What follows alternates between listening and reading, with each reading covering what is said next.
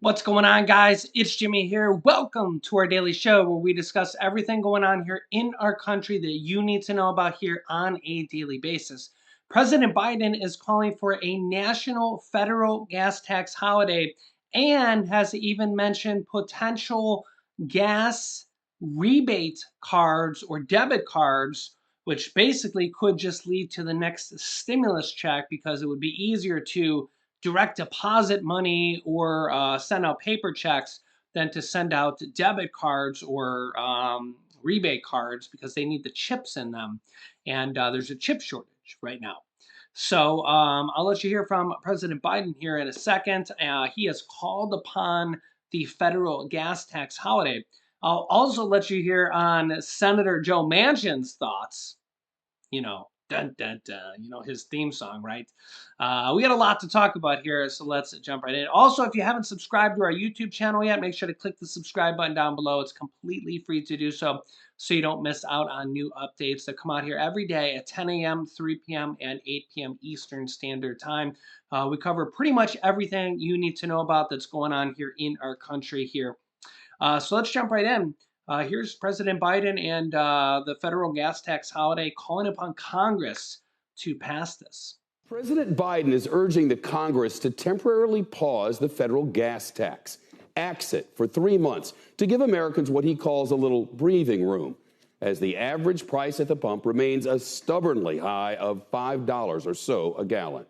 But the president acknowledged a gas tax holiday is not a permanent solution. It doesn't reduce all the pain, but it would be a big help. I'm doing my part. I want the Congress, the states, and the industry to do their part as well. Well, right now, there's an 18-cent federal tax on a gallon of regular gas, 24 cents off a gallon of diesel. The president's plan would suspend those taxes for the 3 months, but it faces an uphill battle in Congress. Many lawmakers say they're hesitant to support the move, some of those in his own party. Here's the problem. Economists say lowering gas prices temporarily would only boost demand, meaning greater supply shortages and, in turn, higher prices. A gas tax holiday, they tell us, could also make inflation worse, not better. The White House estimates it would cost the federal government roughly $10 billion. Earlier this week, an economic advisor to President Obama and the former Treasury Secretary in the Clinton administration called the plan a gimmick because it doesn't fix the root causes of soaring gas prices. We have coverage from all angles tonight. Analysis from Squawk on the Streets co-host David Faber, reporting from CNBC's Ilan Moy on the Fed's plan to fight inflation. For CNBC's, or I should say NBC News, Kristen Welker on the president's push to bring down gas prices. Under pressure, with gas prices hovering around $5 a gallon ahead of the July 4th holiday, President Biden today calling for a suspension in the gas tax. I fully understand that a gas tax holiday alone is not going to fix the problem, but it will provide families some immediate relief. He's asking Congress to hit pause on the federal gas tax for 3 months. The government taxes gas at 18 cents a gallon. Much of that money goes to the Highway Trust Fund, which pays for road construction. White House officials project the president's proposal would cost $10 billion, but insist they'll find the funds elsewhere. The president also said prices could come down as much as $1 a gallon if states suspend their gas tax and oil companies increase refining capacity. Drivers expressing mixed reaction. Any little bit helps. Like to see more, but I'll take a little bit if we can get it. Even in dollar store, you cannot buy anything for 18 cents. Gas prices are down 6 cents from the record high set last week, thanks to a drop in global oil prices. But some top economists warn a gas tax holiday could add to inflation. Many Republicans blasted the move. This ineffective stunt will join President Biden's other ineffective stunt on gas prices. Even some Democrats lukewarm. I support it, but I think we need to be honest about it. It's not going to show a dramatic change in gas prices unless states follow suit. And it's not clear there are enough votes to pass it. Speaker Pelosi today saying we will see where the consensus lies. Now, the thing is that every bit helps. 18 cents a gallon from the federal gas tax, 24, almost 25 cents a gallon from the diesel tax, which even if you don't buy diesel would help with the price of food, the price of anything you buy from the store, because that all has to be shipped to the stores with basically semi trucks, which is diesel. So that would help bring down the price of food and anything you buy from the store. And he's also calling upon all the states to also pause their state gas taxes, which typically range anywhere from around 20 to 50 cents per gallon as well. So when you combine all that, you're getting anywhere near 75 cents a gallon.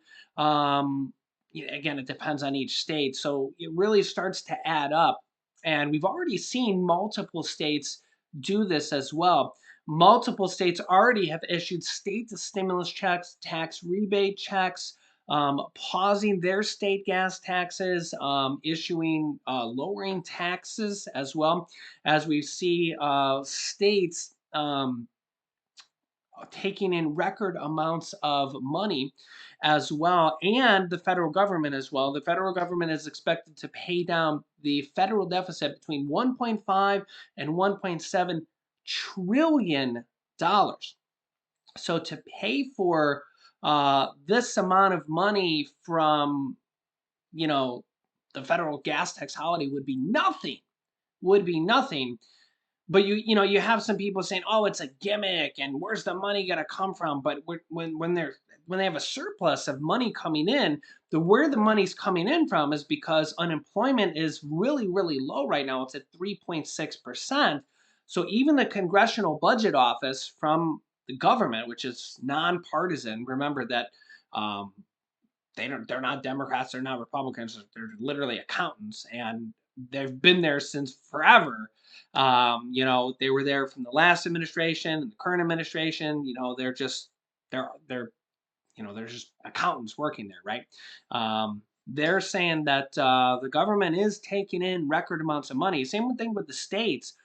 States are taking in budget surpluses as well.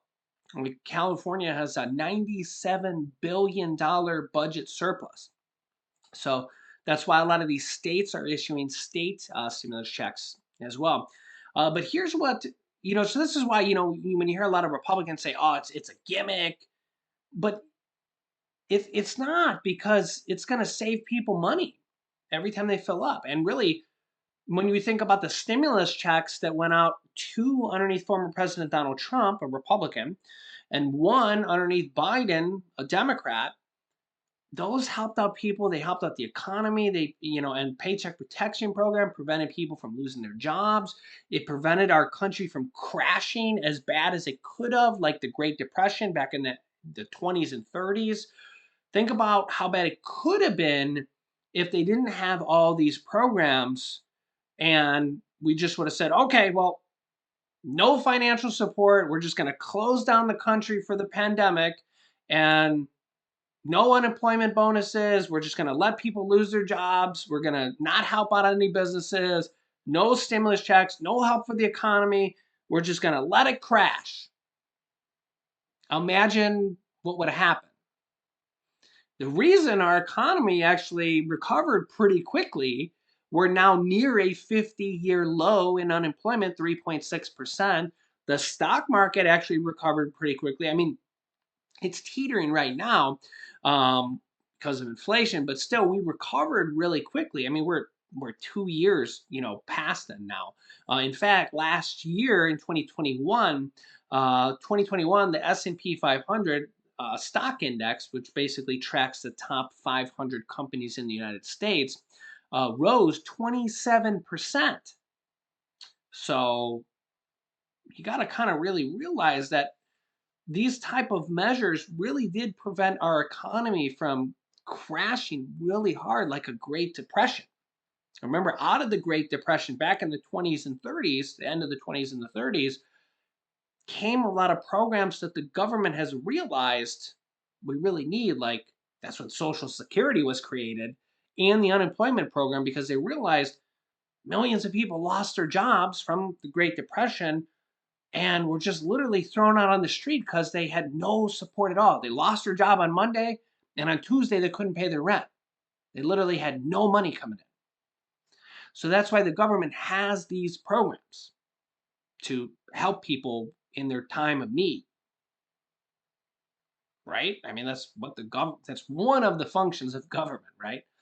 But here's what Senator Joe Manchin has to say, Democratic Senator Joe Manchin. I can call him a Democrat, right? Well, here's what he has to say. Check this out. Senator Manchin, President Biden will call on Congress to suspend the federal gas tax. Do you support that? Let's look at basically where we are with the federal gas tax right now at 18 cents. 1993 is when it went to 18 cents. It started back in 1956, but it gradually got up to 18 cents. The average price of a gallon of gas in 1993 was $1.11. So we see proportionally. Now we're talking about $5 a gallon, and relief is needed in every way possible, especially with high inflation, not just gases, but everything else. And how do we approach that, or how do we address that? Take into consideration, we just had to put $118 billion when we did the bipartisan infrastructure bill into the Highway Trust Fund.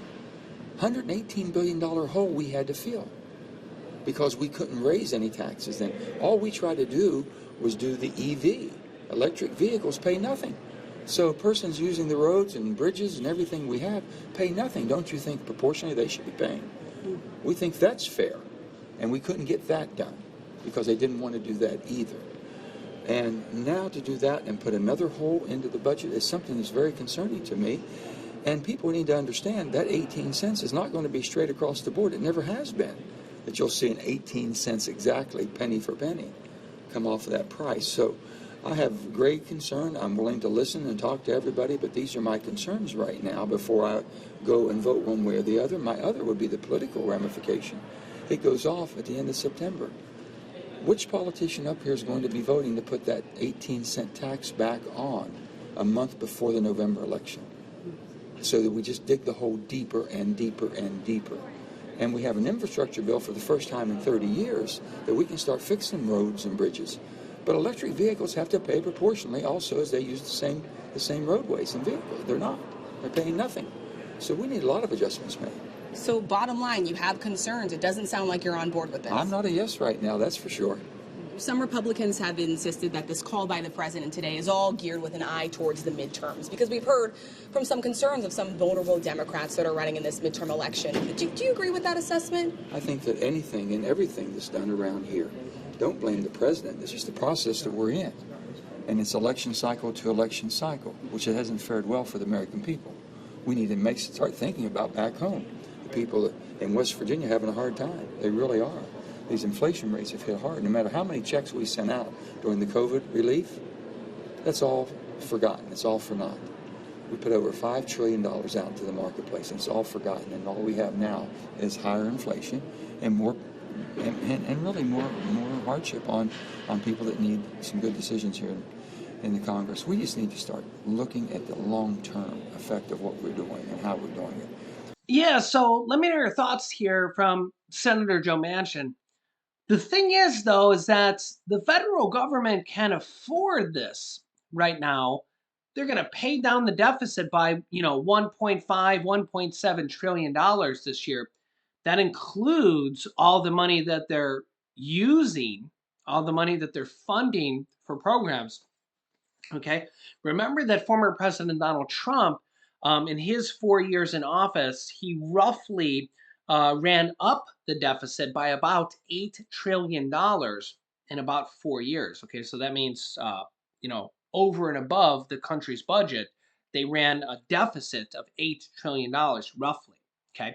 You can Google this if you want to look it up here. Okay. But and Biden ran a deficit his first year as well. Um, well, he says now that they paid down. It's really hard to keep track of these government these government numbers. He says that they paid down $300 billion here towards the end of last year. We'll have to see how all these numbers come out. Again, I'm not from either party, so we'll really have to fact check these numbers and see what comes out. This is all really kind of coming out pretty quickly because of how quickly this IRS revenue is coming in. Because honestly, unemployment has just gone down here really pretty dramatically in these last several months. Okay. So IRS revenues coming in. IRS is so far behind In fact, I actually have a recent article here. IRS says it's making headway in clearing its tax return backlog. God bless them. I'd hate to work there because, man, what a job that's gotta be. Gotta be. Here's what it says. The IRS said it's climbing out from under the unprecedented stack of tax returns that piled up after agency had to scale back its operations and close facilities in 2020 following the onset of the pandemic. The agency announced Tuesday that by the end of this week, it will have cleared all original individual tax returns that were filed in 2021 and didn't contain any major mistakes. That's the key there. And didn't contain any major mistakes. Now, the thing is that nobody thinks they've made mistakes in their tax returns.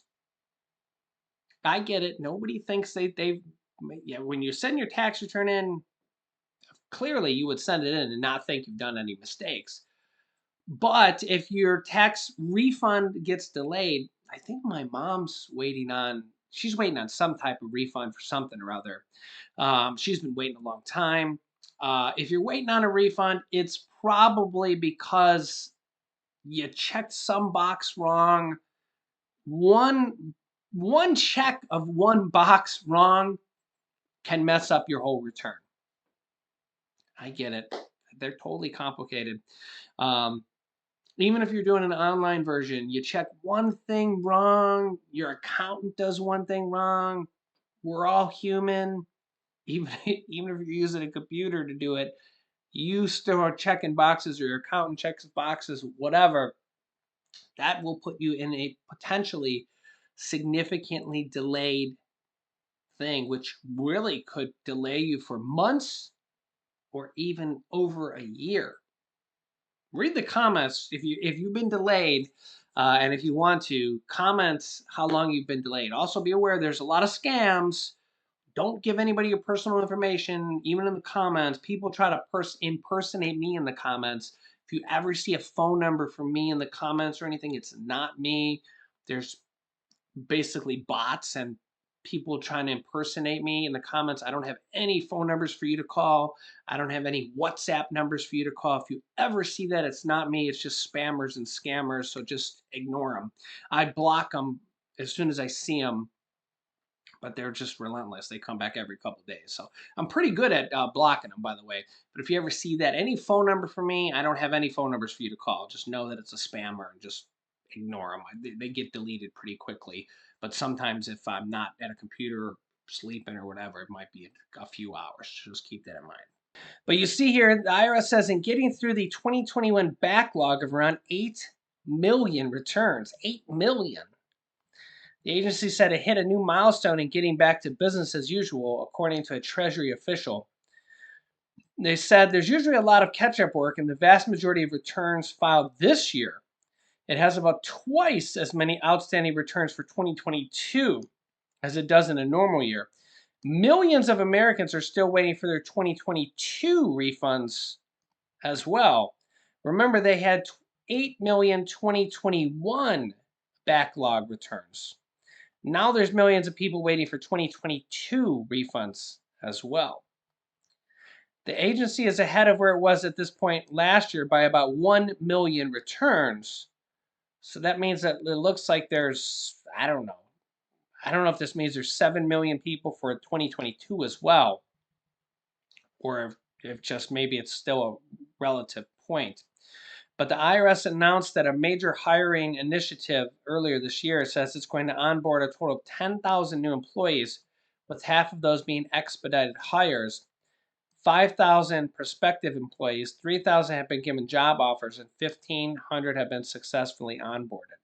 The pandemic was a huge blow to the IRS. The agency has a workforce comparable in size to what it had in the 1970s.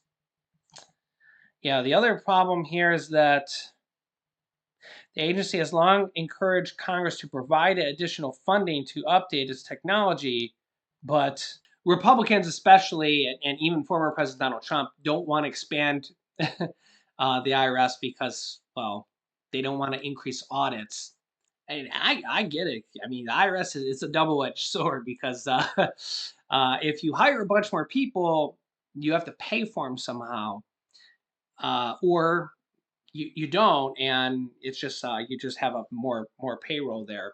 But yeah, it's a double-edged sword. Or that, or you try to call the IRS and you just don't get your phone call answered, and you have to wait a year for your refund. You tell me, what's the best solution? If you're waiting for your refund for 12 months, you might say, yeah, maybe they need to hire more people.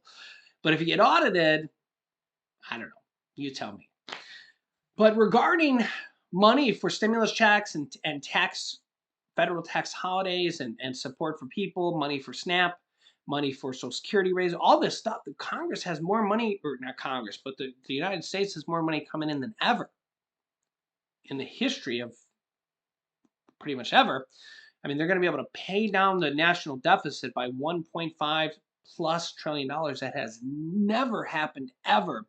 There's been very few years that the government's ever even paid down the deficit ever, even by the slimmest of margins, let alone hundreds of billions of dollars or over $1 trillion has never happened ever. So if they get anywhere even close to that, it would be unprecedented. So for them to use a fraction of that and give it like a federal gas tax holiday, gas rebate cards, I mean, and actually give basically back some money to the people in their time of need. Heaven forbid, you know. And then you hear these congressmen like Joe Manchin say, "Well, I'm not sure because we haven't raised the federal gas tax holiday in this many years, and we got to calculate this on our what's that old really old somebody's gonna know the name of it, that really old type of counting thing that people used to use. Oh, I can't remember the name. Somebody's gonna know the name of that thing. It's called a abyss or something like that. We gotta count out all our dollars here on all these things here. And meanwhile, the government's taking in trillions of dollars that they're not even using. You know, and it's just like, well, the government is a government of the people. What's the problem with the people right now? Inflation. Let's do something to solve inflation. Okay, well, let's lower gas taxes. That's one of the biggest problems right now. You poll everybody, what's the problem? Inflation. All right, so the president calls on, let's try to lower gas prices a little bit. And all of a sudden, people say, oh, we don't want to do that. No, why would we do that? Oh, Congress, in the House of Representatives, the Democrats passed a bill to um, prevent gas companies from price gouging. And not a single Republican voted for that either. Why would we want to do that? Why would we want to hold the gas companies accountable? The UK did it. The United Kingdom did. They actually passed a gas windfall tax where they're going to tax. I've covered this a couple times on my channel if you've been watching. I'll show you a headline here. Yeah, a few weeks ago here, UK they passed a windfall tax on oil and gas companies' profits as inflation bites. They're going to tax them. It's like 18 or 19 billion dollars, and they're going to distribute the money back to the people. They're just sick and tired of the gas companies' excess exorbitant profits. So they're doing something about it.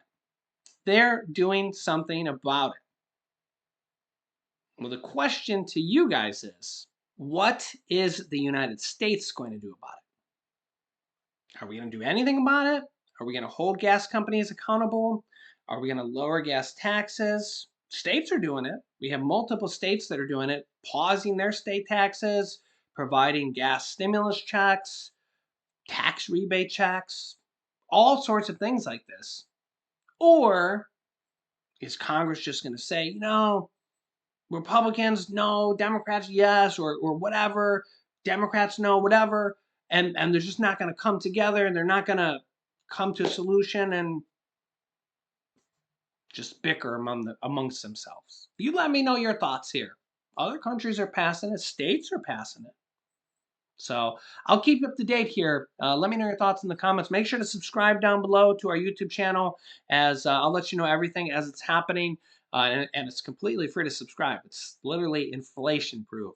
And also click the bell icon after you subscribe so you get notifications when we go live with new videos, which is every day at 10 a.m., 3 p.m., and 8 p.m. Eastern Standard Time. You can also click here to see the new bill that was just passed in the Senate, and one bill that was denied by the Supreme Court. Big video there. So click on that video next. Thanks for watching, guys, and I'll see you in the next video.